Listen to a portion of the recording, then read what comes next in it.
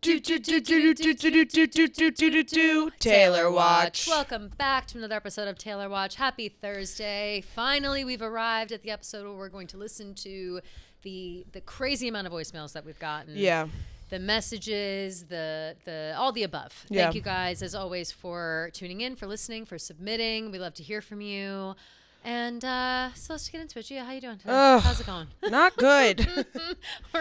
Gia and I are on the same page today, where it's like physically not great, physically not feeling good, just a lot of bloating, a lot of cramping. Hormones, just not ideal. Yeah. But we're gonna make it through. And I got my Eras Tour dress today, and it was 9,000 sizes too big. Please tell this. I ordered this dress that I literally missed the delivery like 3 times. So I was like, if I miss it again, they're gonna just get rid of this package. So I stayed home from work today so I could get the package. It came. I was so excited to open it, and I got my normal size, and it's like literally like. It's so the biggest dress I've ever big. seen. It's the biggest dress. It's comically big. But when you, like you said, when you hold it, you put it on TikTok, right? Yeah. So go look at Gia's TikTok. But like when you hold it, it looks completely It looks normal. good when I like cinched it to actually the like look. sleeves are normal, and like the skirt is normal length, but it's just wide. Just so wide. It reminds me of that. Do you remember when it looks better than this? So it's not quite the same. But remember when Caitlin Bristow got that dress that was supposed to be like a tulle dress with like all kinds of bedazzled jewels on it and stuff, whatever, and it arrived like 12 sizes too big, and it was like a screen print of it. Like it wasn't. It was just so bad. It was like it was hilarious. It like looks like I bought the dress off like an Instagram ad, basically. Yeah, no, exactly. And like it's definitely not an Instagram ad dress. Like that's where Caitlin had got hers. It was an Instagram ad, and it showed up like looking like shit. But that's okay, because you know what? I consulted my people. I said, who's got a good tailor and quick? Yeah. And they told us where to go. And so so I gotta go do that. Yeah. Yeah. And it's worth it, because I think that dress is really fucking cute. Yeah, it is really cute. Yeah. I know someone commented there and they were like, "You can do better." I'm like, "Girl, bitch, you." What? No, fuck it's like you. perfect for, and it's Parisian. I know, it's, like, it is very adorable. Parisian. It's I also know. next week, bitches. Like, relax. Also, I'm so. On the heels of that, I'm really in a crisis about my outfit. Like, I don't know what. Yeah. But you know what? These are the times where it will start coming together. Yeah, like, yeah, I know it'll all work out. I'm getting the pieces. We're shifting gears a little bit. We're still doing the cape. Like I said, I was feeling boxed in by this cape, but I had to just get outside that box. And so I've ordered now a white, like, corset tube top. It does have black polka dots, but they're very tiny, so you can barely see them. And it's kind of pointy, kind of like her dress. Yeah. And then I also got in the mail, or sorry, not in the mail. I forgot that I had that same skirt that she wore to Coachella, that black skirt with like the thing. Oh, yeah. And so I tried that on yesterday, because I got a different skirt from the same place. And so I was like, oh my God. And I remembered that I had it. And I tried it on, and it like goes up high enough, I think, for that top. Okay. So I might wear those two together, get black gloves. And then do like, you know, the choker, all the necklaces, so it looks like a TTPD base, and then I still have the big boots, right, and with then the cape. Yeah, I think that looked. And then smoky eye. It's hard for me to picture it in my head. It's hard to picture when it all comes together. But I'll it makes sense. It makes sense in theory, and I really am hoping that it looks the way I want it to look. The problem is that dress that she wears in the Fortnite music video at the beginning, where she's chained to the bed or whatever, and also the dress that she wore to the Grammys, it's a popular style right now in dresses where it like the neckline like kind of comes up like this, and so I could find that easily, but it's all dresses, and I don't want to wear like a mini dress like that, because it's tight. And it's just like, you know. Yeah, you don't want to be like. I'll look stupid if I wear shorts underneath. Like, I'm going to be jumping around. Yeah, you don't want to. It's also strapless. Like, if I'm going to, I want a little bit of something. And you want to be somewhere comfortable. Right. Like, I'm already probably going to be uncomfortable with a strapless top. But that I'll sacrifice that as long as I've got like regular shorts on or something. You know? Like a skirt, which is great. Skirts are the go-to, I'd say. Fucking best. I know. How do girls not wear a skirt that has built-in shorts? I don't know. I wear skirts constantly. Like, constantly. All my skirts right now are skirts. I don't really buy skirts unless they have built-in shorts. Me neither. Because most of the time, us tall girls, they're too short right. anyways. That I think really is what it is. Yeah. We finally feel that security to wear a short little skirt. Yeah, because exactly. It's like we've got, you know, my tight little skirt. Yeah. You know. Whole thing. But So we'll see how it goes. But yeah, these are always the days of crisis, the days leading up to the concert where you start panicking that everything you have is garbage and you're gonna look like shit, and somehow Taylor Swift isn't gonna acknowledge you because your outfit's not good enough. You know what I mean? She's gonna spit on you from across the stage. She'll be like, wow, this whole 80,000 people in this audience, whatever it is. Wow. 80,000 people in this audience. Except for that bitch in the cape. Back there, you. That cape is stupid, by the way. Like, that's just all. You look like a girl who got boxed in. Did you buy that off Amazon? That's like what she's gonna say into the microphone. And I'll die. Like, I'll just kill myself right there. Wow, is your dress 3 sizes too big? Yeah. That's so weird. Looks like you tried to get it tailored last minute. Should have got something. You could have done better. Yeah, fuck. Fuck these people. Anyway, so that's just the fear, the irrational fear. Yeah. And we will prevail. We will get past it. It'll all be fine. But we are officially 1 week countdown from our departure. So excited. 8 days. I'm 7 tomorrow. So pumped up. Yeah. By the time this comes out, it'll be 1 week.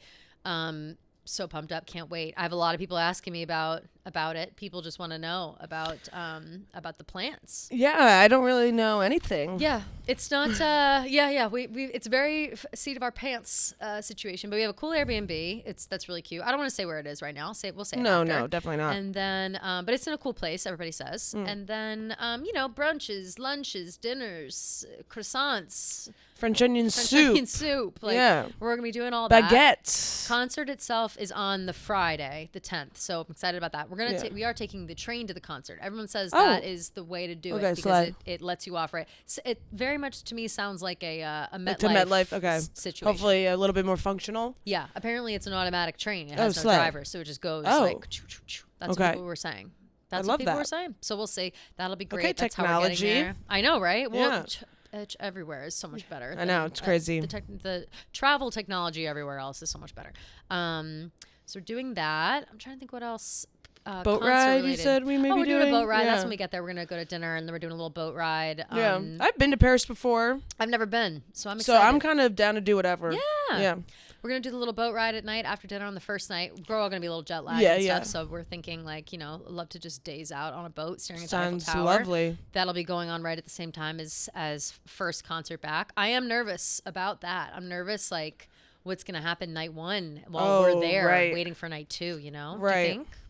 Well, I mean, happen? I don't think if she does torture poets, like, I guess we're going to find out. Totally true. What the layout of that is. Right. We were getting some slack online, I feel like, for being like, well, it's not in order or whatever. Oh, yeah, I fucked that up. I was like, it's in order. Yeah. I meant more, yes. With Midnight's being last. Right. I meant more like the order of the story. Like, she obviously starts with Lover, but then she's like, let's go back to high school. And then she kind of works through it in like a cohesive way. And it makes sense for the timeline of her life. Like, she's telling a story with the Eras Tour. So where does Tortured Poets fit in? Yeah. Is more what I was saying. I did not mean to say that it was literally like in order of albums. Order. Yeah, it sounded like that, though. It came out wrong.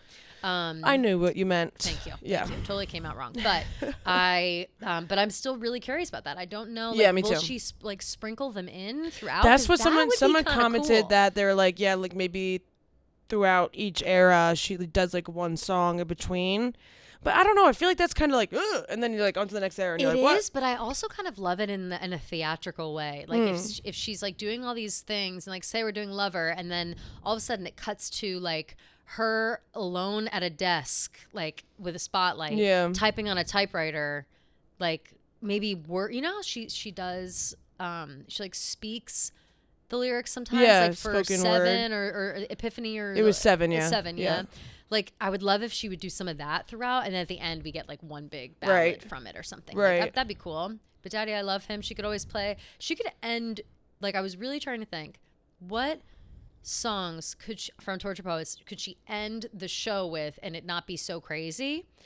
Nothing is as good as Karma, for sure. However, but Daddy, I Love Him could maybe go nuts. You know what I mean? People love that song. Yeah, I do really like that song too.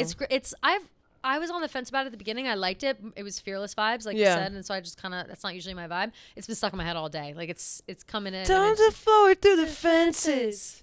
No, I'm not coming to my senses. I know. Baby. What? No, he's the one. I don't know. There's too many. It's another one that's too many. I'll tell you something right now. I'd rather burn my whole life down than listen to one more second of all this bitching and moaning. The best. Love it. That's so good. So good. So yeah, like I would imagine ending the concert with all that, and then people always say like the end of that song, the last verse is like about Travis, and it's like the new like I'm his lady. Yeah. And oh my God, you see your faces and all that, and that would be a cool way to be like, bye bitch. Like see I like that idea for sure. That's a good one. Also, I mean, I Can Do It With a Broken Heart. Also, so good. Like that song is it's depressing, but it's upbeat, and I think that in writing that song and making light of like the depression is just fun. Like we're having fun now. We're having fun. We're depressed. We're having fun. Dark sense of humor. She's got a dark sense of humor, and I think that people don't want to or haven't up until now really wanted to like acknowledge that. But I love it, and I've been waiting. Yeah, I've been waiting to see glimpses of it, and I think we get glimpses of it. I hope so. What do you think are what would be 3 songs that you would want to see from TTPD? Ooh. Like any song, like any vibe. Any vibe. Okay. This is your choice of song. I Hate It Here is really high on my. I think I Hate It Here might be like my. I just keep going back to it. That's really up there for me too. Good. Can I tell you too, Clara Bow? I fucking love Clara Bow. It's a really something cute. about it. Yeah. I would like to see that. I would like to see. I mean, Who's Afraid of Little Old Me? Yeah. Of course, I would love to see. Other songs. Thank You, Amy would go crazy. Thank You, Amy would be crazy. Yeah, that would be crazy. That would be so good. I don't really like that song. That's not one of my favorites. Something. I just like it because of lore. Yeah, you know, I get that. Scream, fuck you, Amy, to the night sky. Crazy. Like imagine the sound of that. I would like that just for that reason. And like 80,000 people saying "fuck you." Yeah, Amy. yeah, it'd be amazing. The Bolter, I would really like. Yeah, just it's really growing on me. That song is so me, low key. I didn't realize it at first. Well, I kind of thought it. Of course, we always say like that song is so me. Like, everything about it's so me. The Bolter. At first, I was like, that song, yeah, I relate, but like it's not that much like me. And then Brittany literally sent me some TikTok that was like some girl being like, wow, I relate to this too hard with like the lyrics, and she's like, do you relate? I was like, fuck.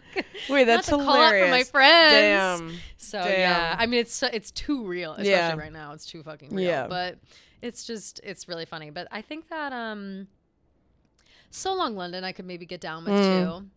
I love a sad song. Like I love a piano sad song. Yeah, so do I. Should definitely save So Long London for London though. What about you? What ones would you want to hear? I would want one like fun one. So I think I would want I Can Do It With a Broken Heart. For sure, yeah. And then I want Guilty as Sin. And yeah, that's right. I would also want The Prophecy. Oh yes, yes. Prophecy. I need to keep giving that more of a chance. What I've been doing, I think is my favorite. It's really good. What I've been doing is like I listen to it. We've been talking about this. I listen to it start to finish all the time, but I try to remember like where I left off, as if I'm like reading an audiobook. Like, what was I? I was just listening to I Can Do It With a Broken Heart. So let me go ahead and start with The Smallest Man Who Ever Lived, and then I start playing it and just keep going like all the way through. But lately, I've been like, when I get ready in the morning, I start with Clara Bow, and I go through. It's weird. I usually start with Clara like Bow. what I've been vibing with. So like the same like 5 songs, and then I'll just kind of go from there. Yeah. But I still feel like I just still feel like I haven't fully digested it yet. No, same. It's just it's so much, and I have new favorites all the time. Yeah. I am really so far the most gravitated towards I Hate It Here. Yeah. It really has become like my little it's constantly in my head. Like something about the way that it sounds. It's so good. Always in my head. It feels so real. But yeah, so I think overall, Paris is going to be great. Really excited. Will we be disappointed if something major happens on the 9th while we're there but not at the concert? No. I don't think so either. No. I think that we'll be fine. And I think it honestly might even be better if we're not there, because then we can talk about it or post a video about it, and we're not like screaming at the concert or whatever. Might be good. I don't know. Just like, what is there to be disappointed about in the big grand scheme of things, you know? Like, we're still there. We're still going to see her the next day, and we're still going to get to experience it. It's like, damn, I wish I would have been surprised, but we're still going to be surprised. We're just not going to be inside. You know what is hilarious? Oh, wait. We have to talk about the Will She Won't She for the Met Gala. Oh. Is she going or is she not going? Every single minute there's a conflicting report about whether or not Taylor will be at the Met Gala or not. Regardless, we're going to obviously watch the red carpet for the Met Gala. Like, all of our faves will be there. Like, we're going to see it for sure. But it's like nobody can make up their mind on whether or not she's going. TMZ says no. Then People says yes. Then this person says no. Then, back and forth. They're apparently going to Miami this weekend for the Grand Prix, F1. For F1. Wait a minute. Glennie's going to that. Oh, really? I'm going to freak out. He's been talking about it all day, and I didn't realize. Yeah, her and Travis are apparently going together. Oh, my God. You look like you just saw a ghost. I don't think Glennie's going to come within... Well, Glennie and the whole crew is going. Oh.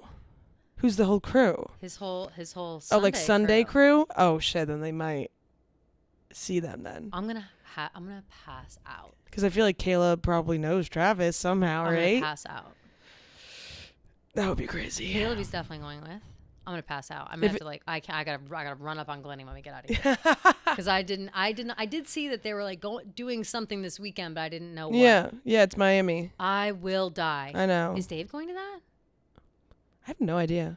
He's going to the Kentucky Derby. I know that, but I don't know when that is. Is that this weekend? That might be. It might be. Yeah, it is this weekend. May 4th. He's going to the Derby while she's in Miami at F1. Wow. Wow. Yeah. Wow. F1 Grand Prix is... Wait, let me see. Miami. Yeah. Oh, it's Sunday, May 5th, so... He could do Saturday Derby, both. Sunday Grand Prix, Grand Prix. Yeah, could be. Anyway, the whole reason I'm bringing that up is because, conflicting reports, obviously, about whether or not she's going to the Met Gala on Monday. If she has all these plans of the weekend, it sounds like no. Some people were saying that she didn't want to go because it would take away, it caused too much of a stir, too much attention, whatever. Which I was like understanding, whatever. But then, after the conflicting reports, I had tweeted it, and someone random replied, and I love this random reply so much, saying, I don't want the reports. I just want to wonder and then be surprised in a week. Either way, what happened to suspense? Yeah, honestly, and that's to that so I say true. Yes. Yeah, and Lasagna Del Rey was her name, and I said yes, Lasagna Del Rey. Yes, you're Lasagna right. Del What Rey. happened to suspense? Preach. So let's just be excited. Yeah. Okay, whether or not fine. she's there or not, we'll be excited either way. Okay. To talk shit that she's not, or to be excited that she is. Yep. Okay. I stick with you, Lasagna Del Rey. I agree with that. Out. Whatever happened to suspense? Like whatever happened to sitting suspense? On the edge of your seat? Whatever happened? Yeah, to or being suspense? on the edge of your seat. So no, then we will be on the edge of our seats to see if she'll be there or not. I'm not going to believe anything. I won't believe anything even if it's from the mouth. Actually, no. I'll believe it if it's coming from Tree or someone. I'll believe it from Tree Payne. Yeah, but that's it. But that's it. Someone said that.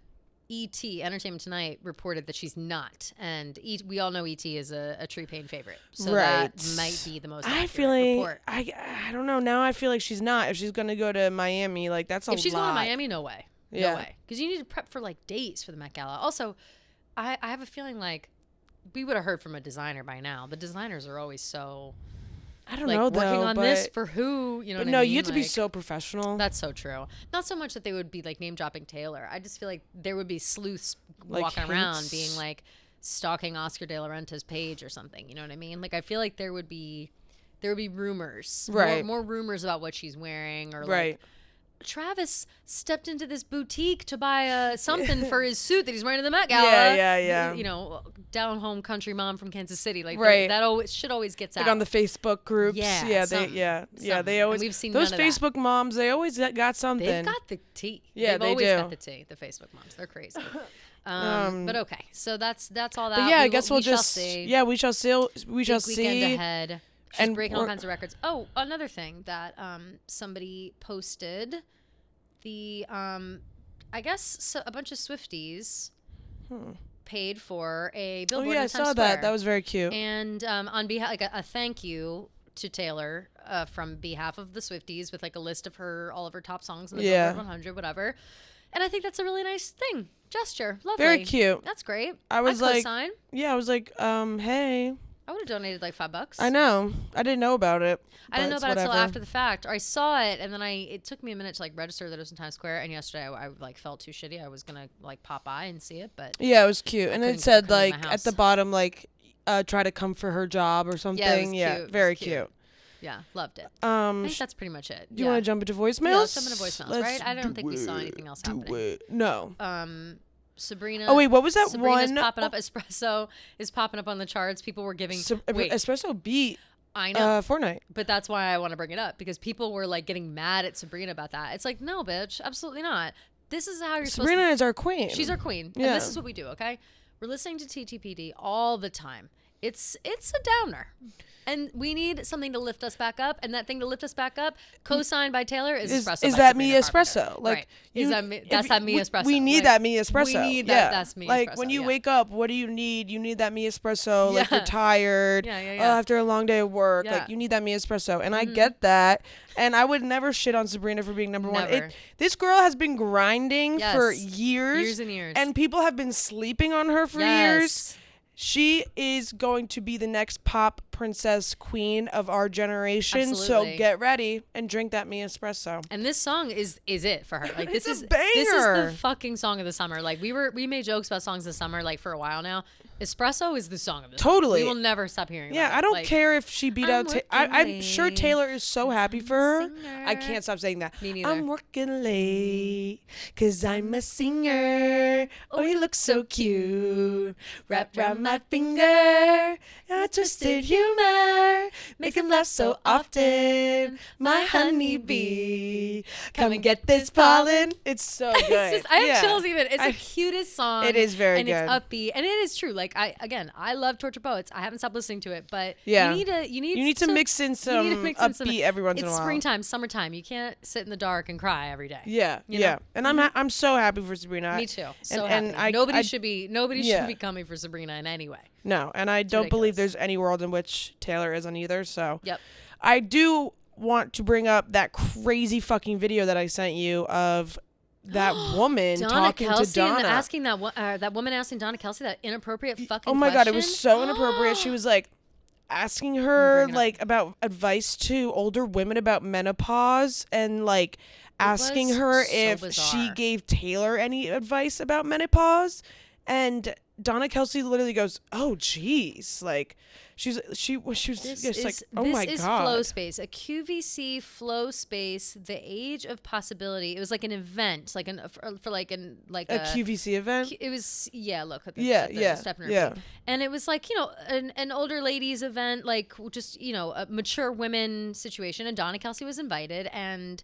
It says the reporter's question is incredibly invasive of Taylor's privacy. Media ethics went down sincere. Donna, who isn't an in-law to Taylor, should have refused to answer the question up front. I don't know about that. I think Donna was put in a weird position. So that's so awkward. And like also she came out to her, right. She asked her about menopause first and then was trying to be like, how would you talk about menopause to or like someone what advice? Like Taylor Swift? Yeah. I guess trying to like I get being open about the conversation of menopause because like it is kind of like a taboo topic and like every woman goes through it. And talking to someone like my age about it, like, which is I wonder about menopause. I'm like, when like let's go, let's make it kind of happen a little faster. Like I'm fucking sick of this. Yeah, right. But you know what I mean? Like, I think that it's it's not a bad thought, but to corner Donna Kelsey and ask her personal questions about menopause and how she would explain it to Taylor Swift. Yeah, and it just seems like a personal conversation. Totally. And then what does she think that this interviewer was like, what do you think that Taylor Swift would give you advice about menopause about? It was just like, she must have been word vomiting. Like, I don't know. It was a fucking crazy question. I think Donna did all she could do, Yeah, she literally went like, oh boy. And wasn't rude. Like, it was just crazy.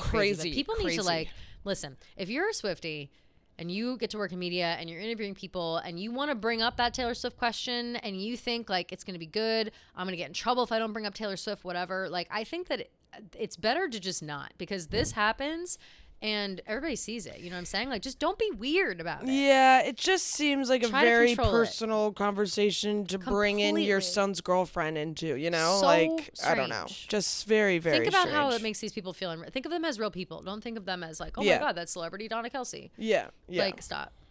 So yeah, I just wanted to talk about that for a second because I was just you're right. I'm glad you brought that up. I forgot. Damn. Crazy so question. Insane. Yeah. But Donna, she loves it. She loves Torture Poets Department. She's been liking everything about it. Yeah. And we love her for that. We're slaying. Mm-hmm. What did No, never mind. I can't even remember what it was. So never mind. Yeah. Brain fart. Doesn't matter. Do voicemails now? Yeah, let's do some voicemails. Let's listen to them. Okay. Let's hear what they have to say. Hey, Kelly and Gia. This is Celeste, and I am calling after watching your video reviewing TTPD on YouTube. And when I tell you that you girls had me crying right along with you, I was right there. And oh my God, it was just such a great video, just explaining everything. I was like you, just trying to get through the whole album. And I might have been so sleepy that I missed a lot of things, but then after the weekend of just, listening to it, I do realize, and I think that the majority of this album is directly talking about her whirlwind relationship of almost 10 years, I would say 10 years, with Maddie, of just going back and forth. There is obviously songs about Joe and just her feeling that she lost a lot of her youth with him, especially in So Long London and, all the other songs that, I don't know, I still think that My Boy Breaks His Favorite Toys is also about him. Because he did have, the history with depression, allegedly, and her feeling that, allegedly, sometimes for him. But anyway, I think my favorite songs are definitely the ones about Travis, just because they're happier, The Alchemy and So High School. I'm still just enjoying the album with you guys, so just wanted to call and say that you are doing amazing.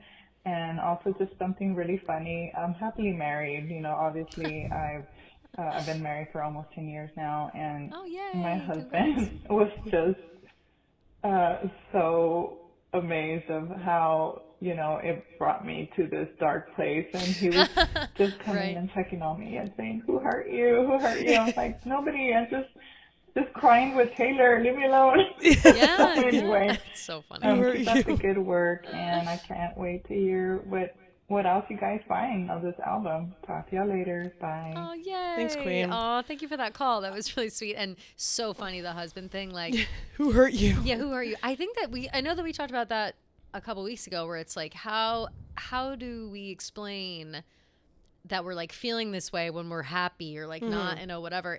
I think it's just having the ability to empathize with someone else's pain. Yeah, totally. And, I know that I personally, I spend all day bottling up all my emotions all the time because we're moody girls. And it's just, it gives you this excuse to like feel everything. And it just feels nice to like feel everything at once. Even if it's sadness, it just feels nice. And sometimes, like even when you're in a good place, like sometimes you just want to... You gotta get it out. Yeah, get it out. Feel a little sorry for yourself. It just happens. Sometimes you have bad days in the midst of a lot of good ones. So yeah. Everybody have bad days. But Everybody has those days. I wanted to what I'm talking about. Exactly. I wanted to play this one because I was saying this to you earlier before we did the episode. We got a lot of questions about speculations with Maddie and Joe, and it is so fun to like talk about like what lyrics can apply to relationships. But it's hard. I feel there's like a weird boundary or silver line. There's a line. Yeah, that sometimes I feel uncomfortable crossing with being like, yes, this is about blah, blah, blah, and this is about blah, blah, blah, because we'll never know at the end of the day. And I feel like Taylor has posted so many album reviews and stuff, and all the reviews that she posts are always like, this is not about one thing, one person, whatever. This is a combination of heartbreak, loss, rage, female rage. Like it's the loss of her albums. Like it's all different stuff. It's not just one topic or one person.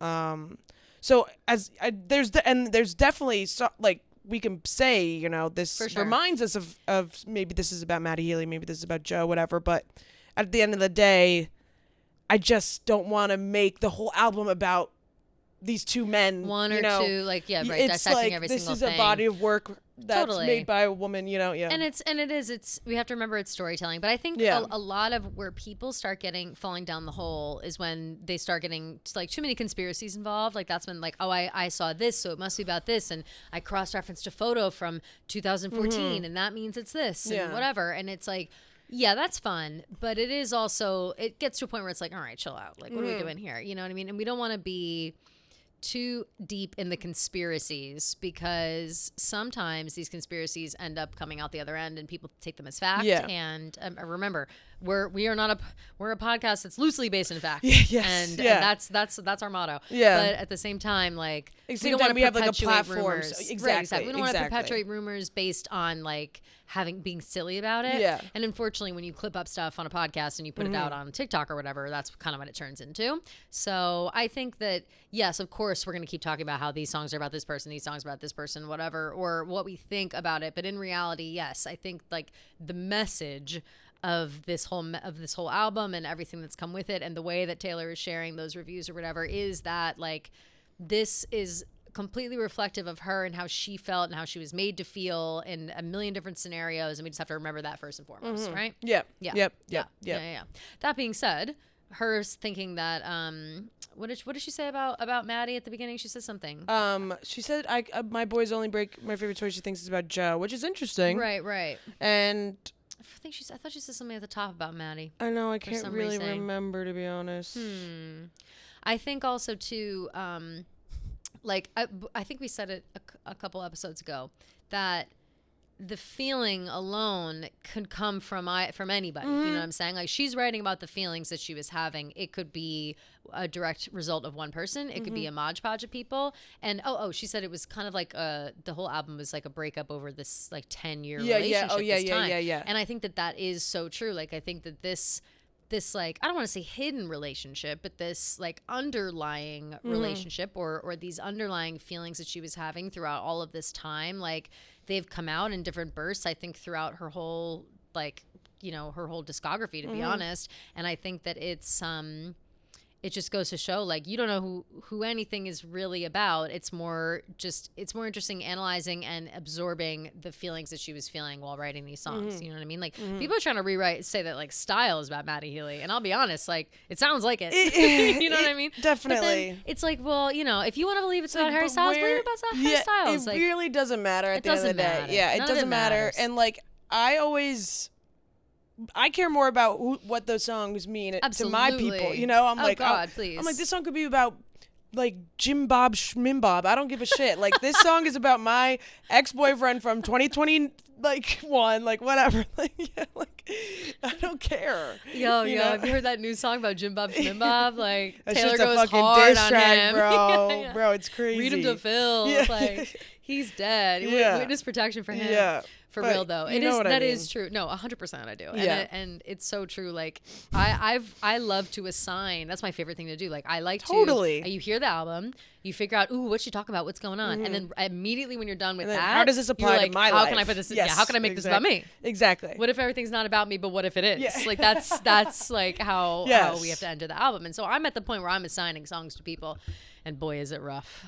It's tough to open those wounds. Like we said, sometimes you just want to rip them all open. I've done it, Gia. I've done it. I've ripped open every wound. Like, every single thing I could have had wrong with me. I was talking to my like high school crush over the weekend. No, I was like, he's got a kid and another kid on the way. Oh. And a lovely life. And I'm like, this motherfucker. You're like, I'm like, he hurt me so bad. So I will go to secret. In her age, she was 30. No, stop. Yeah. In my head, I imagine her singing "I'm having his baby." Like, la la la. Like, that's the other worst part, when you hear the happy songs and you can like imagine it being sung by like. Do you ever do this? No. When I hear the happy songs, when you know that I'm bad, when I'm like down bad for real, it's like this, where you hear the happy song, and then you imagine it being sung by like his new girlfriend. You're like, oh wow, I bet they're so happy. She probably loves this. She probably loves this song because she's so in love. I think more about sometimes like what like my exes would apply to me. Oh yeah, well that's a classic. Because I'm like, I wonder if like, or like if his ex-girl or if his like new girlfriend now like listens to like this song and he like is like wonders if I listen to him about 100%. But it's torture. I was fully listening to "I Hate It Here." How Did It End? Oh, stop. On the plane, like scrolling through like old pictures from like vacation with no. Gia, no, that was literally me. That's literally me. I On know. the weekend, I'm like like one single tear. I'm singing So Long London, looking at my like New Year's pics. Like, so tragic. Literally so tragic. Oh no. So thanks, Taylor, for doing that to us. But you gotta do what you gotta do, because you gotta make it like you gotta feel the emotion somehow. No, it totally is true. And again, like for those of us who are seasoned veterans and allowing yourself to feel sad, so, don't get in there too deep because sometimes you can't turn it off. Yeah. So you have to know when to cut yourself off. It's like it's so you gotta do. It's so bad for you. How did it end? It's like cutting or something. It's like masochism. No, for sure, for sure. Listen to How Did It End, and then Mi Espresso. And then Mi Espresso. That's the thing. Throw in a Mi Espresso every once in a while. Stick to our and that's why Sabrina's back on top of the charts. That's why exactly. Fortnite slipped, because we listened to it too many times. Fortnite doesn't have that Mi Espresso in it. I think I need to listen to Mi Espresso on the way home. You should. Oh my God, with this news about Taylor Swift being at F1, like I think I have to listen to it on the way home. I anyway, agree. okay. Right. Next one. Yes.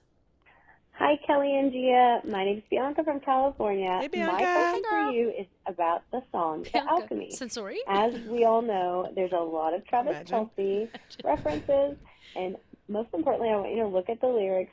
Ditch the clowns, get the crown.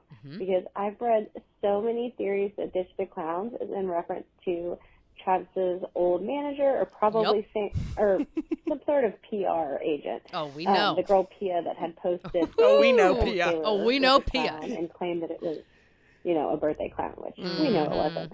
So do you think that line could be pointed at her? Super juicy. Just want to know your thoughts. Love the podcast. Loved your recap on TTPD, and really proud of you guys. So keep up the great work. Thanks, Bianca. Sweetie. Bye. And you called her Bianca Sensory. I said Sensory, but that would be scandalous. Like, I kind of feel like she could be on the inside. Like, she could be like, "Listen, I'm trying to take him down." Okay, like first we got Kanye first, and then There's Kim no after. way. No. She's free her. Like free her. Free her straight up. Like, I don't know what's going on there. I can't even talk about it. But so That was amazing. Pia, yes. That was my first thought. Didn't you say that? I did. I said it. I was like, oh my God, Ditch the Clowns. Maybe not until I read the lyrics, but because when listening to it in real time, I don't think I recognized it. But yeah, I definitely said it, I think, on the pod when we did the lyric breakdown. She likes to refer to her antagonists in her life as like clowns. Totally. Like robbers to the east, clowns to the west. Clowns to the west. Give you my sunshine, give you my dust. So, but Ditch the clowns, get the crown. I mean, it does apply. The song does seem to have Travis Kelce vibes to it. And I mean, that was no birthday clown. That was no birthday clown. It was no birthday clown. It was no birthday clown. There's no such thing as a birthday clown. Yeah. Okay. So for those who aren't all caught up, who don't remember, early days of Taylor and Travis's relationship, Travis had, I am very, very, very much believe that she is no longer his PR representative, that he probably operates under the House of Tree Paint at this point. Yeah. I really think that. And so he had this girl, her name was Pia. Nobody, I don't know her last name or anything. She's also like private on everything. Like she might have got run out of town with this move. I mean, I wouldn't be surprised. It was a fucked up move. So she was his PR person, and she kept like kind of speaking out of turn. Like she would always comment on stuff to like clear the air like quickly. Like there'd be a rumor, and then she'd be like, actually false. And like it wasn't bad at first. It was like, okay, she's on it. She sees the rumors, whatever. But she was kind of just like speaking up too much, like giving the press too much. And so people started kind of like knowing who she was immediately and like following her and stuff. And it was kind of weird. And then on her birthday, one of her friends posted a happy birthday message. It was like, happy birthday, Pia, like something. And it was a picture of paparazzi, like a paparazzi photo of Taylor Swift cheering on Travis Kelce at one of his games. And Pia was in the background. So it was like funny, like happy birthday Pia. Like she could have just like circled her or like put a heart around her face or something, and like she's in the background of a picture with Taylor Swift. But instead, this friend put a clown face emoji over Taylor's face, as if like like, oh haha, like this clown, you have to like now walk around with her, like whatever. The implication was bizarre. And so Pia reposted it on her fucking story. Crazy. Like if your friends are assholes, your friends are assholes. You don't repost that on your story for your fucking birthday. I mean, it went everywhere. Especially as a PR girl, like, hello. It was crazy. And then And then, like, she tried to come out with some kind of apology, right? Or, like, I know, saying it was a birthday clown. Or did we just make that joke? I think her friend commented. Someone was like, someone commented. Please. Yeah. It was a birthday clown. Like, it was the biggest bullshit. No, you're the birthday clown. No, literally. Like, I've never seen such a bigger string of bullshit in my entire life. Like, they were just being cunty, and that was it. Like, that was, and they got caught being cunty. And then we never heard from her again. No. Never again. So, I think that line definitely... P is definitely included in that. I think more the clowns, ditch the clowns, get the crown, is more like all the fucking loser people that just said maybe she's annoying, maybe made the jokes. You know, we got people, Tony Romo's making jokes about his wife and the whatever. Like, everybody who is kind of like making jabs at their situation, I think is that who that goes to. But Pia definitely falls in that category. Yeah, definitely. 1,000%. Yeah.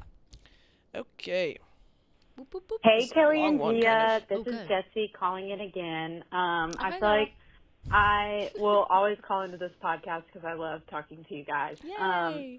I don't necessarily have a question, but I just have an opinion. I just finished listening to the Tuesday episode breaking down the first half of TTPD, and I cannot wait for the second half because I think maybe my favorite Taylor Swift song ever is on that side, on the anthology. And I heard Gia talk about it, and I'm really excited to hear y'all's thoughts, but I just wanted to give my thoughts here, too. So the song is I Hate It Here. It might be my favorite song ever because I am from a really small town, and I still live in the town that I grew up in, and it's not the most glamorous place all the time, but it's where my family is. And I have a lot of ties here, so it's hard for me to kind of picture going anywhere else, nor is it, like, necessarily the most possible thing for me right now. Sure. But it is crazy how a giant pop star like Taylor Swift still feels this, too. I mean, she's had an incredibly glamorous life. I mean, she, you know, has a house in New York and in Rhode Island and is going to the Bahamas and stuff. And it is just crazy how she is literally like the rest of us. Like how she was able to... Stars are just like us. Completely just form all of my feelings about this topic into a song. Like when I heard it, when I saw the title, actually, I was like, no way that this is about what I think it is. And then it was, and I could just cry to that song every single day. But I did want to point out my absolute favorite line, and that is, nostalgia is a mind's trick. If I lived there, I'd hate it. Yeah. The palace was too cold or something like that. And I just loved that because it just felt like, you know, the grass is always greener somewhere else. Yep. And so true. I just loved it so much. Like I could literally talk about this song for forever, but this is a really long voicemail, so I'm going to go. I love you guys so much. Bye. Bye, girl. You, that was a great, I just really... It was a great voicemail. Yeah. And she's spot on. It's very much that song. Well, you know, we were just happened to be talking about it earlier, and it's really up there right now, like, as my number one. And for the reason she said, it's half like, doesn't matter who you are, how much money you have, what's going on in your life, whatever. If you're feeling like that, you just feel like over it and unhappy or whatever, you're always going to feel it. Like, it doesn't matter. Yeah. Sure, it helps that she's a billionaire and she can go pick one of her 7 houses to go cry in, but it's still like, you're still crying. Yeah, you know I think that's a big, like, criticism that she gets, at least. I know a lot of pop celebrities get this, whatever, like, woe is me type of thing, but I feel like she always gets it. Yeah. Like, whenever she releases a sad song or sad music, and I'm pretty sure I saw someone tweet, like, out this song, and they were like, how could she say this? Like, she's a bajillionaire or whatever. And it doesn't make a lot of sense. Yeah. When, like, for that, like, because we can still have compassion for people. Like, I feel like it's just like, it's whatever. Just normal empathy, knowing that she is a human being that has emotions, and, like, it doesn't matter how much money you have, you still go through things that make you feel some type of way. And I think that's why maybe celebrities and people in, like, the spotlight struggle with, like, mental health and stuff so much more, because when they do speak out, then they're criticized for, you know, being ungrateful, and when they when they bottle it all in, it's like, oh, well, she doesn't care like about anything. She's so rich, she has no issues. Absolutely. So it's like kind of a lose-lose situation. So yeah, it's nice knowing that. I feel like we've known this forever, but like every time she puts out a new album, it's just more and more of like, wow, we really do relate to her on at least the simplest grounds of, mental health.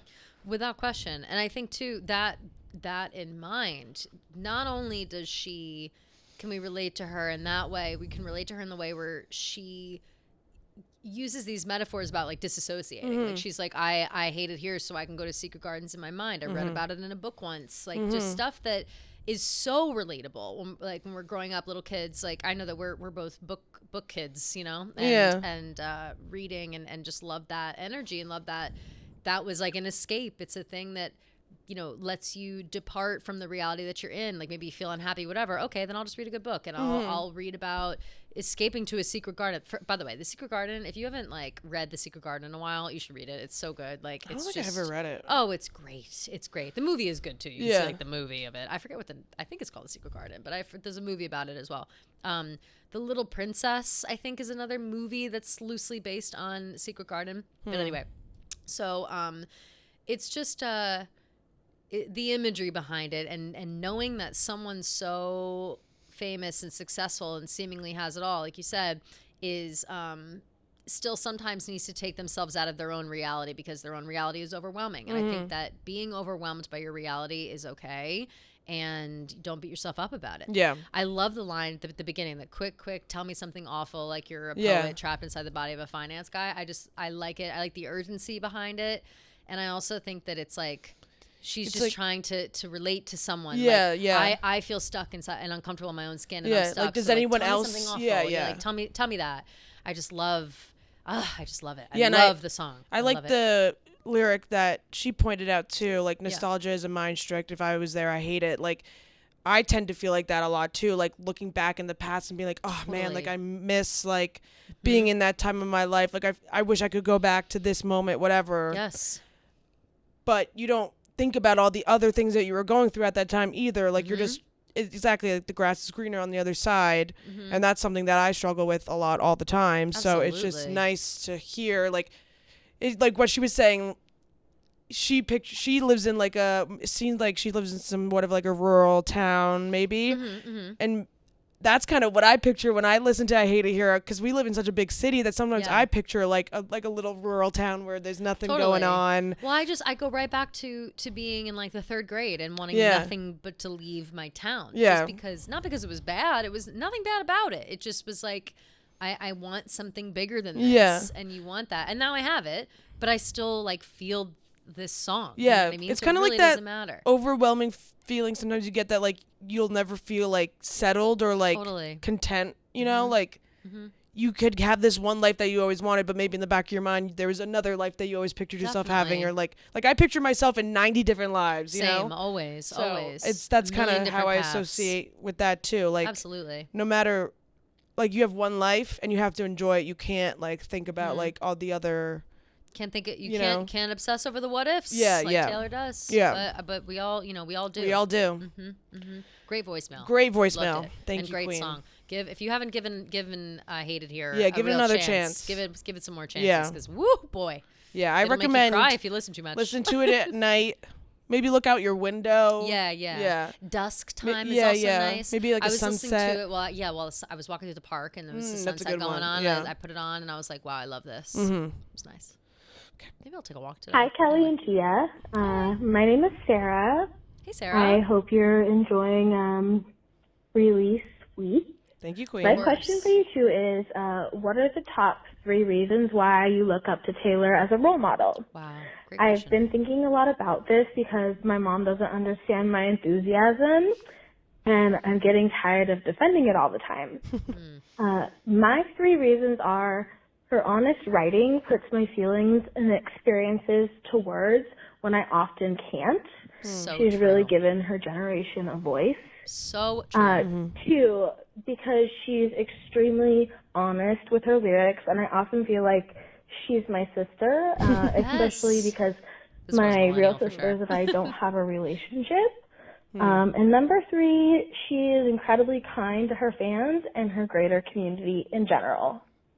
Thanks, ladies. Have a good week. Thanks, Queen. That was amazing, and like those are my identical reasons. Like, I know. the same. I wanted to ask you this because you're like Gen Z, right? Like you're not even on the cusp of. No, like my brother is 7 years younger than me, but he's on the cusp. He's still millennial, but he's like young millennial. Yeah, he's like my brother. Right. Yeah. So I was thinking more about the other day how people are like Swifties are like this, Swifties are like that, and I kind of get the same energy.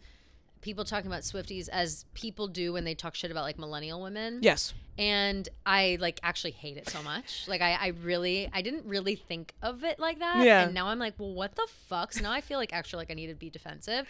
But I think defending millennial women. Yeah. Because as a representative myself, like I don't, I usually try to like hide that about myself. Not that it's not obvious, but it's like I try to act cool. I don't try to like act like a loser millennial. I know they exist, but I'm not trying to be that. However, I don't think it's losery to stand up for Taylor Swift, obviously, but I do think that millennial women, this is just me again, I was like high on my couch really thinking about this deep. I think that millennial women we're kind of in the middle where like the generation before us still like, yes, there were some strong independent women, whatever, but it was still kind of very much like, all right, this is your place. You got to get married. You got to do whatever. Like I grew up thinking that like life had to be one way. Like I knew I could pursue my dreams and I could have like whatever job I wanted. But in reality, it was kind of like, all right, you're probably though going to get married. And that was just kind of like how I grew up.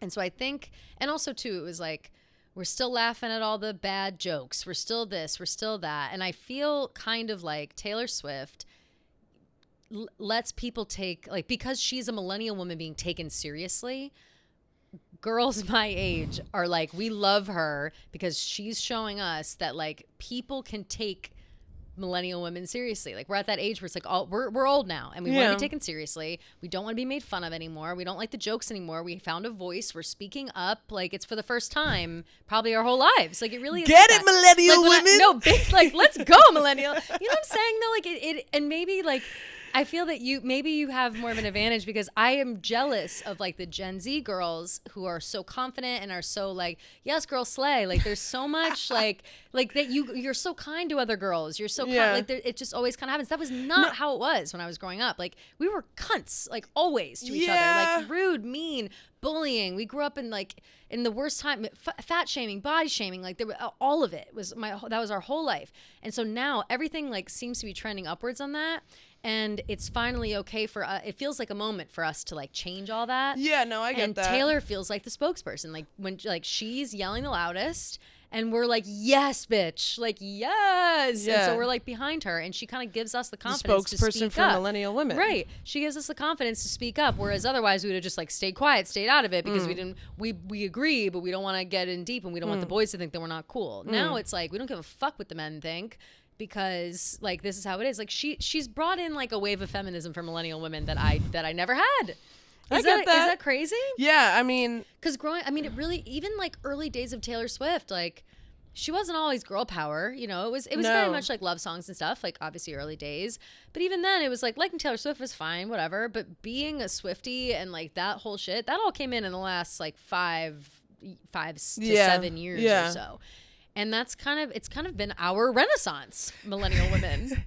And I think that we just, that was very long-winded, I'm sorry. But going back to like other like millennial women making fun of millennial women or whatever, and why some people. No, I feel like Gen Z women make fun of millennial women. They do, generally speaking. But I'm talking Swifties exclusively. Okay. Millennial women will make fun of, the only people making fun of Swifties are millennial women. Like, I've noticed. Like, it's all people my age. It's all like the girls making fun of Swifties. I feel like it's way more Gen Z. Yeah. Really? Yeah. Maybe I'm just seeing so many people my age. Yeah. Because it pisses me off. Because I'm like, fuck you, man. But to them, I'm like, I'm sorry, you're just not. You just haven't. Just because I feel like opened yet, babe. Gen Z tries way too hard. Like, to me, millennial. I know this is gonna come off so mean, but no, I know. To me, millennial is like a little basic. So like, and there's nothing wrong with being basic. I'm the most basic bitch on planet Earth. I feel like there's less of like with Gen Z, everyone wants to be like, I'm the odd man out. Like, I don't like this because this is cool. Like, I don't like cool things, you know? But I'll say this, like, that's how millennials were 10 years ago. It was exactly that. And so now everything we do that we think is, like, cool is basic. But it's like, all right, well, it wasn't basic until people started putting it on Facebook. And now it's like, now it's ruined. Like, I can always tell when something is getting ruined by, like, the loser millennials. Yes. Like, I do know they exist, like I said. But anyway, I'm noticing that, like, millennial women will make fun of millennial Swifties for, it's like, I don't exactly know why, whatever, but I do think the whole reason I'm saying this long-winded thing is because I think that the girls who are so defensive about it and defensive of Taylor are projecting, because they're like, she has helped prop us up. She's given us so much, and I'm going to defend the shit out of her, and it's going to feel personal because she personally has helped me feel strong. Yeah, I feel like we say this all the time. Yeah. Like, we defend her like she's our sister because completely, it's like defending a friend. Yes. And it feels like you're kind of coming after me when you say something about her just because, like, of how much I relate to her and completely. How much. Yeah, so it's completely. She's just like, she's a, and that, I guess I can add that to my list of reasons why I look up to her, is because she, and it was kind of in that girl's list. Sarah, trying to think of the words. I'm talking too fast now. She has, like, given a voice that we always wanted but didn't know how to get. Mm-hmm. You know what I'm saying? And I feel like she, like, if Taylor Swift says it, like, I feel comfortable talking shit back to the guys here and being like, you wouldn't be talking to me like that if I was a man. You know who was kind of like that? I would never fucking say that 5 years ago. I would never say that. Miley was kind of like that for me as a kid. Miley was totally like that. Yeah like Miley kind of taught me, or like inspired me to be a bad bitch, or like 100%. At least like be myself and like my totally like she was always my go-to like girl that I love, my Absolutely. Disney girl. You are so Miley too. Like you guys are, you are so Miley. Like I love that. Yeah. No, I think it was more. Miley definitely gave me some influence, like, you know, in the summertime. But that person to me kind of was Taylor, because it was like, you're conditioned to not, you know, kind of be all over the place and whatever. I don't know. She's just done so much for, like, my confidence. No, totally. And really I still, like, Taylor for sure. Definitely. Like, has her lyrics and everything, like, has molded me into, like, who I am now. For sure. But I feel like she didn't really start to, you know, push the envelope a little bit until, like, 2019, 2018, Absolutely. Reputation, then into Lover, whatever, Miss Americana.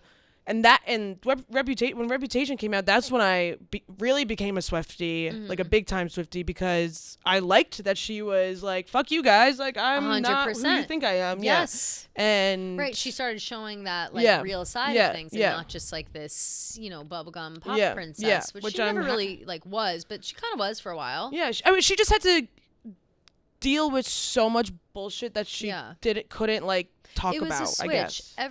I think every like, I mean, if you really think about it, Taylor Swift is a child star, low key. You know what I mean? Totally. Like she you know, started She's been famous since she was 16. 16, 15, like whatever. But I think that those, when you're growing up like that, you start out with where people have a perception of you in a certain way, and then there has to be something that happens that changes their perception of you. Like Miley did it with Bangers. Honestly, JoJo Siwa is right now trying to doing it in like a, you know, very manufactured way, but she's doing it. She's like, I'm not for kids anymore, and I'm gonna prove it. You know what I mean? And I feel like Reputation was Taylor's version of like, I'm an adult and I'm a bad bitch, and you're gonna listen. Mm-hmm. And I think that like, that switch happened for a lot of us at the same time. Yeah. And so I think that is another reason. I really don't know I have to think about it, because I could start crying if I think of all the reasons why like she means so much. She really put them all out there, like she really did. Yeah. The putting things into words that I couldn't before, that's always my number one. Totally. Like, I just said like it in saying things out loud that I have felt inside. Yes. I said that in my lyric blog that you know, I've had things that I've kind of pushed off processing for years and years. Mm-hmm. And I just needed Taylor to show me the way. Yeah. You know? And it's like, as usual. As usual. Mm-hmm. Okay, let's do some DMs. Okay, ready? Yes. There's been a lot of talk of, will TTPD songs be included in the Eras tour set? But what about including TTPD in the opening? The It's Been a Long Time Coming, where each album is named. Do you think she will add TTPD in there? Good question. I don't know where she would add it. It doesn't really roll off the tongue. The Tortured Poets Department. Yeah. Like, it would be that for sure. Right. Oh, yeah. Because that's how she sings it in the song. Straight from the Tortured Poets Department. So it'd be like, I'm Taylor Swift. I was born in 1989. It's Tortured Poets Department. Folklore. Folklore evermore. Yeah. It's fearless. Yeah, like speak now. Yeah. It's fearless. It's been a long time coming. Tortured Poets. Yeah. It doesn't really seamlessly fit. Also, I wonder that's become though. So big reputation. Like it's become so. The way I love that is, opening so much. Like I have children. When she says, "My name's Taylor Swift and I was born in 1989," that always makes me tear up. I'm tearing up right now. Yeah, I can't wait to hear that again. I gotta watch the Eras tour one more time before we go. The movie, I know, same. I haven't watched it since. Well, it's really hard for me to get through because I'm tearing up right now. I just like cry so much like when it's on. It's just so. I don't blame you. And then, oh my God, you know what? Oh, and I have to remember to bring in friendship bracelet. One of the guys who works here, I won't say his name because I'm talking about his kid, but he brought, it was bring your child to work day the other day. And at Barstool? It's like everywhere has bring your child to work day. Okay. And so, these people just happened to bring them here. Okay. And so, there were two little girls that I met, and they were both Swifties, and both were like grilling me on Taylor Swift. But one of the girls had her own friendship bracelet on with her name on it, and she came up and she was so cute. We took a picture; it was like adorable. And so I promised I would give her a friendship bracelet. But I don't know why I was talking about that. Why did I bring that up? Because something about Tortured Poets. Oh, because she told me. I asked her if she had seen the Eras tour movie. Oh, and her dad, who is our coworker, was like literally all the time. Like she watches it constantly. Like it's this whole thing. That's and so I'm like, cute. I totally understand that. Like, imagine if we had something like that when we were like 5, 6, 7 years old. I would do nothing else. I mean, I would just sit there. I watched the act Jonas Brothers Hannah Montana concert experience probably 500 times easily. when I was younger. You know how many times I watched Never Say Never? Oh my God. Oh yeah, it's like sick. I wore too old, a purple. too. I was wore 18. a purple flat brim and like a purple American Apparel hoodie, obviously, and I had the purple Justin Bieber beats. White jean jacket, white pants. It's fucking hilarious. Yeah, but I wasn't even that big of a believer. Never Say Never though was a great fucking movie. So good. Like, yeah, it was so good. I was more Direction One Yeah. Direction and Jonas Brothers. I wasn't a big believer. Obsessed. Francesca was a big believer. Big believer.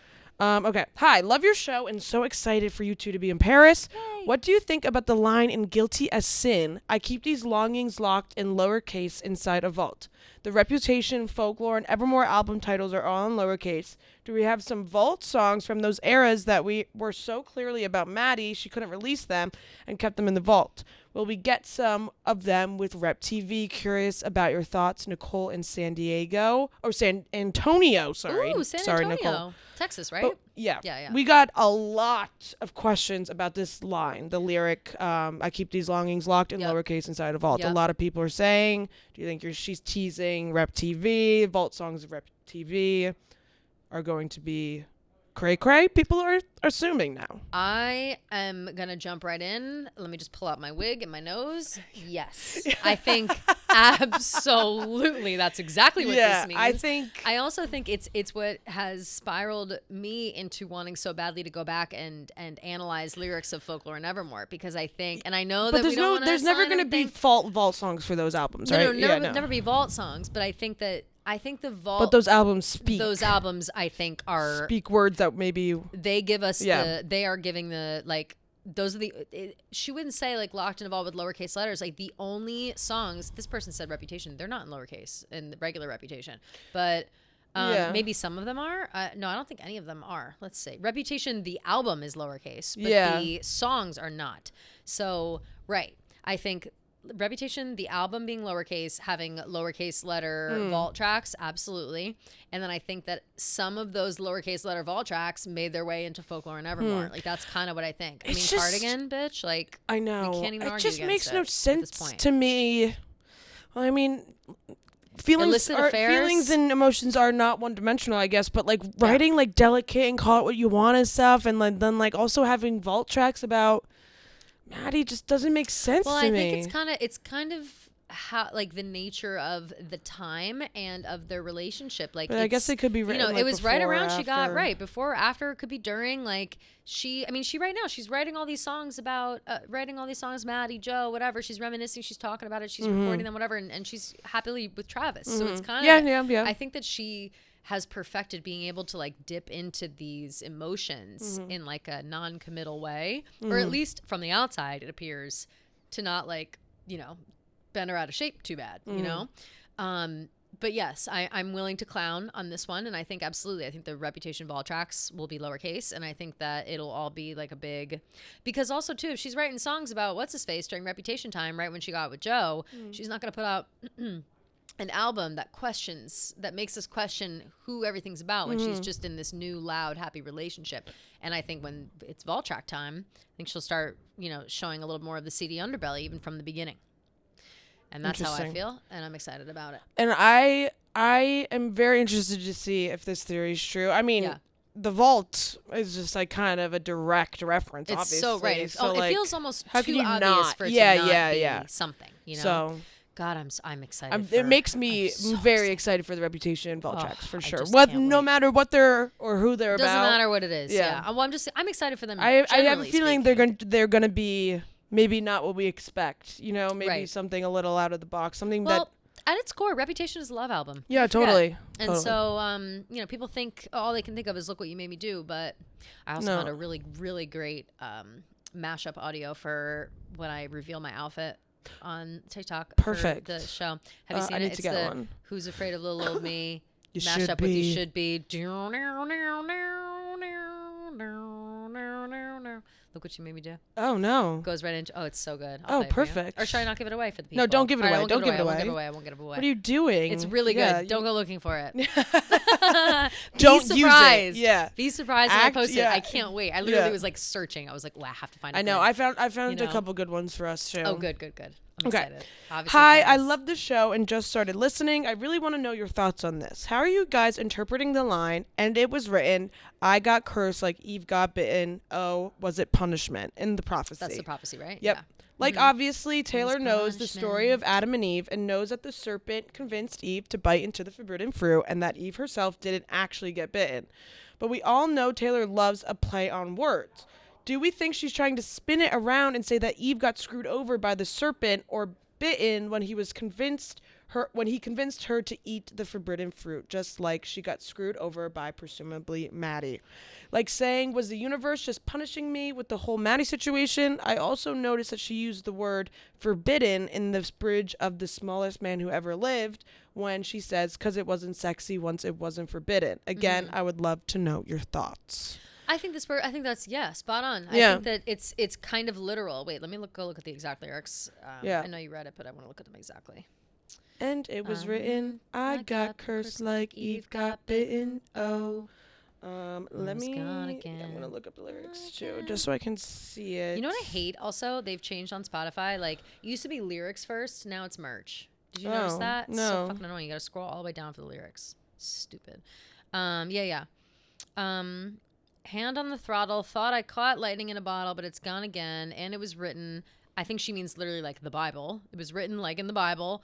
I got cursed like Eve got bitten. And yes, I think this is literally them saying that she got, like, maybe not literally bitten, but Eve was cursed and coerced into doing something quote unquote wrong. Oh, was it punishment? And, Eve's punishment, that is the excuse for punishment for everybody. It's Eve's fault that every baby on earth is born with original sin. The fucking Catholic Church. I swear to God. All the sins of the world are the woman's fault. Like, get the fuck out. Like, when you think about it, I know, it's fucked so up. annoying. But that is kind of how it goes. Like, all the sins of the world, they put that all on Eve's shoulders. Yeah. And that's kind of how Taylor feels. And I think that the prophecy also, like, I don't necessarily think the prophecy is about, like, a guy only.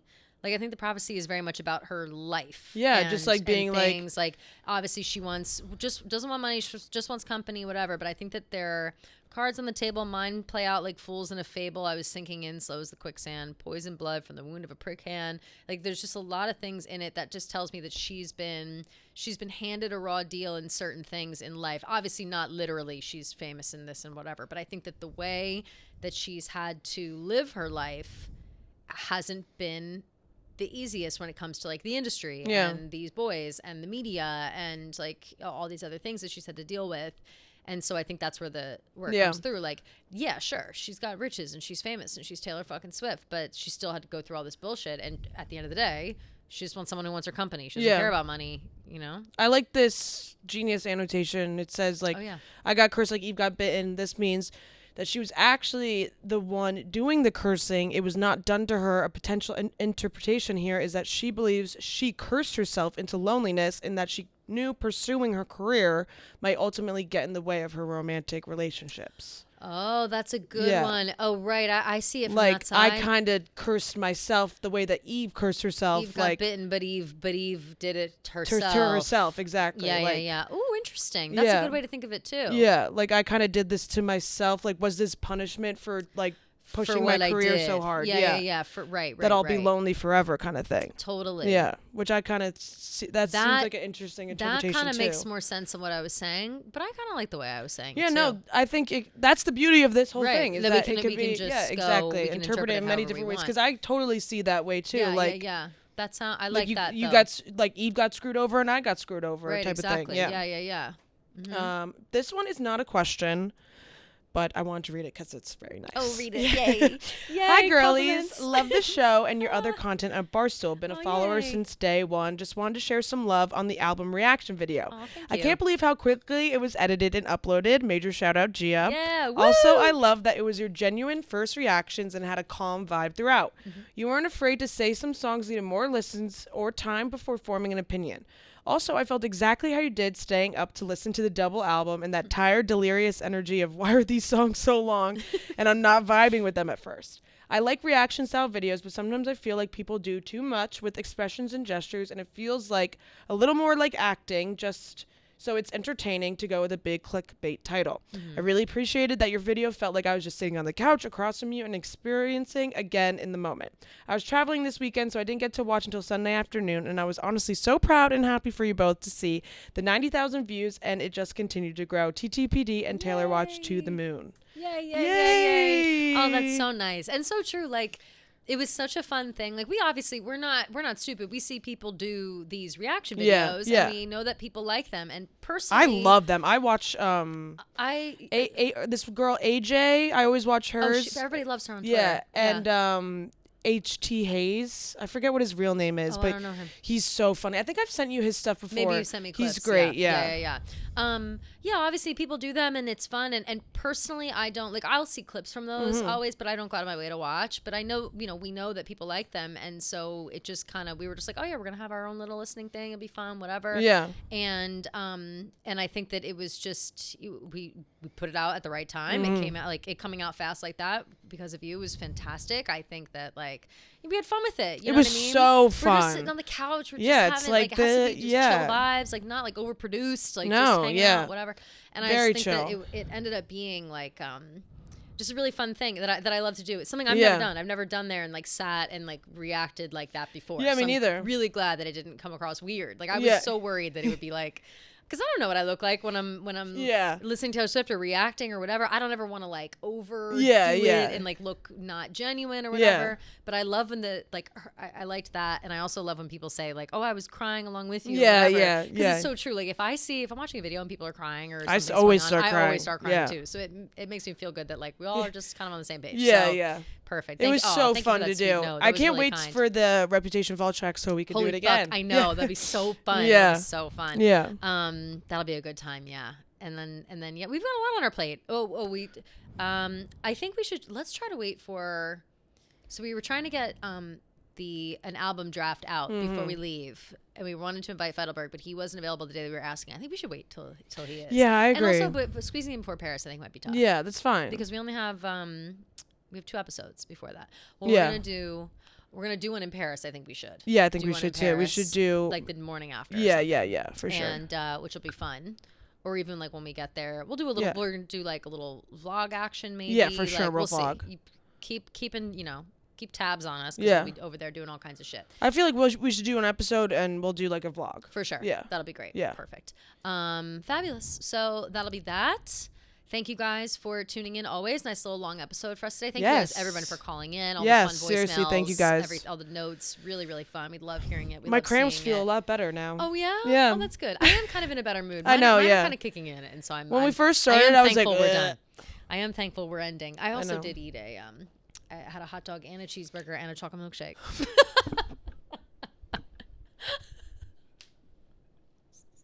Okay. So basic. Like everyone's like, oh, that sounds delicious. From like, Five Guys. That's why. Yeah, from fucking Shake Shack, which I that love. Sounds the so hot dogs good. at Shake Shack, man. People really, they're good. On those. Yeah, they come in like a really buttery bun. I don't even put anything on it. Like I don't even put ketchup. That's how good. You raw dog it? No, like I usually put ketchup on a hot dog. But the Shake Shack hot dog, something about it. You just have it naked dog. You know. Hell yeah. But I'm so basic. Like last night I was eating like snickerdoodle cookies and chocolate covered pretzels and like also couscous, and it's just like, bitch, like. No, me and my. I don't know what was going on with me and my friends. We were watching the Knicks Sixers game, and we got 2 orders of onion rings, 2 orders of mozzarella sticks. Oh my God, yum. 20 wings, nachos, sliders. We were inhaling. That's amazing. It was delicious. Yum, that sounds so good. This is like all my favorite shit. I know. I love onion rings. People don't give enough. I'm not a big onion ring person. Ooh, I love them.